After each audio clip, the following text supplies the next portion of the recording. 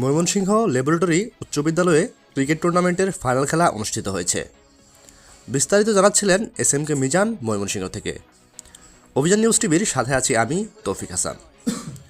Mymensingh laboratory উচ্চ বিদ্যালয়ের সাবেক শিক্ষার্থীদের নিয়ে ক্রিকেট টুর্নামেন্টের ফাইনাল খেলা অনুষ্ঠিত হয়েছে। 25 জানুয়ারি শনিবার এই খেলা অনুষ্ঠিত হয় বিদ্যালয় প্রাঙ্গণে। খেলায় চ্যাম্পিয়ন হয় 17 ব্যাচ এবং রানার্স আপ হয় 14 ব্যাচের শিক্ষার্থীরা। বিজয়ী এবং রানার্স আপ হওয়া টিমের হাতে ট্রফি তুলে দেন অত্র বিদ্যালয়ের ভারপ্রাপ্ত প্রধান শিক্ষক মোহাম্মদ সাইফুল ইসলাম এবং সাবেক প্রধান শিক্ষক মোহাম্মদ আবুল কাশেম। 25 জানুয়ারি সকাল থেকে এই টুর্নামেন্টের আয়োজন করা হয় এবং 1987 সাল থেকে 2024 পর্যন্ত 17টি ব্যাচ এই খেলায় অংশগ্রহণ করে। বিদ্যালয়ের সাবেক প্রধান শিক্ষক MA কাশেম বলেন, এটি খেলা নয়, এটি আমাদের সকলের মিলন মেলা।